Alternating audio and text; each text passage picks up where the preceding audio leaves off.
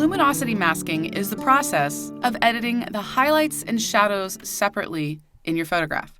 Essentially, what you'll be doing is brightening up those dark areas and adding some darkness to the bright areas. In this video, I'll be showing you a straightforward way that you can do this in Photoshop. I'm going to start out by going over to the Channels panel. I have it here in my workspace, but if you don't see it, you can simply go up to Window, Channels. By clicking on one of these thumbnails, I can actually see a black and white representation of those colors in the image. It's not really too important that you understand what's happening with these channels. When doing luminosity masking, pretty much what you want to do is find the channel that has the most contrast. So I'm just going to click through each of these. And it looks like either the green or the blue channel will work. And for this purpose, I'll go ahead and select the blue channel. To select a channel, you simply press and hold the Command or Control key and then click that thumbnail, and you'll see those marching ants appear, which means that all of the white areas in this channel are now selected. I'm going to go back over to my Layers panel, and I'll go ahead and just start out by adding a curves adjustment. Because I had that channel selected, when I added the curves adjustment, it automatically created a mask. Let's go ahead and take a look at that mask. I'm going to press and hold the Option or Alt key and then click that mask thumbnail. And now I can see a black and white representation of that mask. However, I'd like to add some more contrast to this mask to really give separation to the highlights and the shadows in this photograph. With that mask layer selected, I'm going to go up to Image, Adjustments, and I'm going to choose Levels. My goal here is to add contrast to the mask. So I'll begin by taking that left slider and drag it towards the right. I'm just watching that black and white mask, and I'm seeing those black areas get a little bit darker. Next, I'll do the same thing on the far right. Dragging that slider to the left will make those bright areas even brighter. And then if I toggle that preview, I can actually see the changes that I made. So I was basically just going for a more contrasty version of the mask. Now I'll go ahead and click OK. I'll go into the Layers panel and click the Curves icon. Now I can go into the Properties panel and make some adjustments. Because the white areas in this mask were primarily consisting of the sky, that means that I want to make this layer a little bit darker because I'd like to bring out some more detail in the sky. I'm going to go down to my Properties panel. I'm going to click that center of the curves and just drag it down. I'm going to go up to that Curves adjustment and double-click the curves name and rename this to Highlights. In this next step, I'd like to make the shadow areas a bit brighter in this photograph. Because I've already created a mask, I can reuse that mask but invert it to use it for the shadows. So I'll begin by making sure the highlights layer is selected, and then I'm going to duplicate my layer by using the keyboard shortcut Command or Control J. I'm going to rename this to Shadows. I'm going to go down to my Properties panel and reset the curve. And another thing I want to do now is invert this mask. Let's go ahead and preview it while I do this so you can see the change. I'll get back to that black and white preview by pressing and holding the Option or Alt key and then clicking the mask icon. Next, I'd like to invert this mask, so I'll use the keyboard shortcut Command or Control I. Now the white areas consist of the tree and the bridge. So those are the areas that will be affected by this curves adjustment once I apply it. I'll click the curves thumbnail and go down to the Properties panel. I'll click in that center of the curve line and drag up. Let's take a quick peek at what we've done so far. If I press and hold the Option or Alt key and then click the eyeball to the left of the background layer, I can preview a before and after of what I've done. If I need to, I can go back to any of these layers and make some more adjustments. So I'll click that highlights curve and make it a touch darker to make the sky have a little bit more detail in it. Overall, the image looks a little bit flat, so for this next step, I'd like to add some more contrast. I'll go ahead and select that top layer. I'm going to add a curves adjustment, but I'm not actually going to make any changes to the curve. Instead, all I'm going to do is change the blend mode of this curves layer.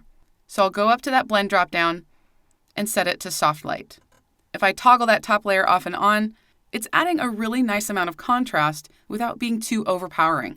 So let's go ahead and preview again this entire before and after. I went from having a much brighter background and darker subject and flowers to having a more balanced image overall.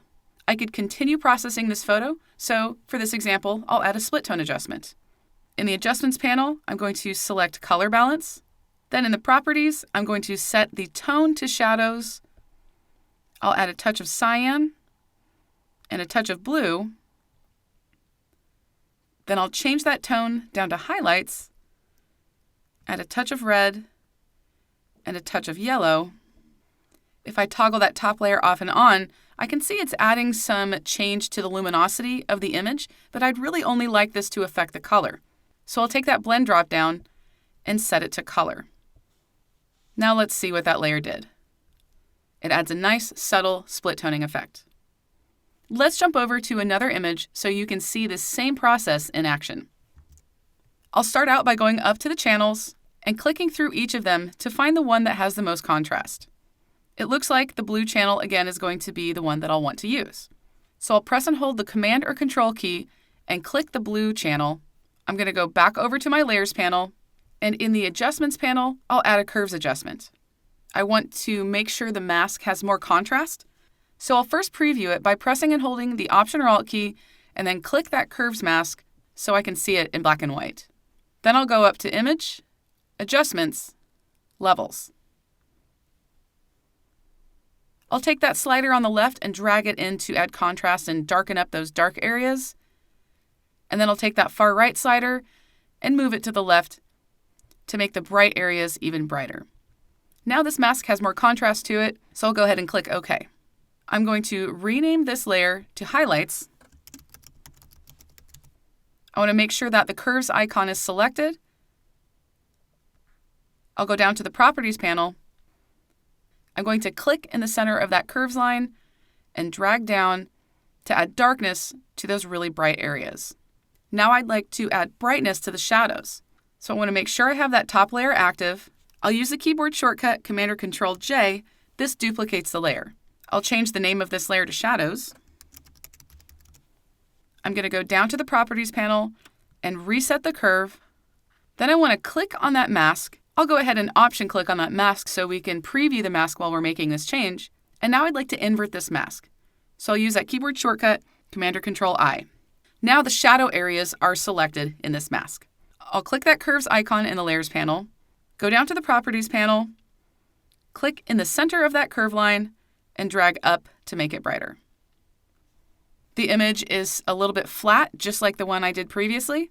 So to compensate for that, I'll add another curves adjustment, go up to my blend drop down, and change it to soft light. Let's preview what we've done so far. I'll press and hold that Option or Alt key and click the background layer. There's a lot going on here, and it looks like those adjustments did some things to the colors that I don't really like in this photo. So I'm going to fix that with a hue and saturation adjustment. In the Adjustments panel, I'll click Hue and Saturation. I'm going to take the Master drop-down, and I'll first start out by setting it to blues. My goal is to target the colors in that wood building. So I'll take that saturation slider and move it to the left while watching my photo until that color begins to look a little bit more natural.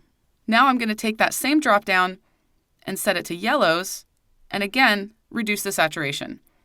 That helps to kind of remove that oversaturated look in the greens and yellows. That might have been a little too heavy overall for both of those adjustments, so instead of going back into each of those sliders, I'm simply going to go up to the Layers panel, make sure that hue saturation adjustment is selected. I'll take that opacity and slide it to the left. Let's get a preview of the before and after of this edit. I'll press and hold the Option or Alt key and click the eyeball next to the background layer to see the overall effect. If you'd like to learn more about layers and masking in Photoshop, be sure to check out my video course on my website at nicolesy.com.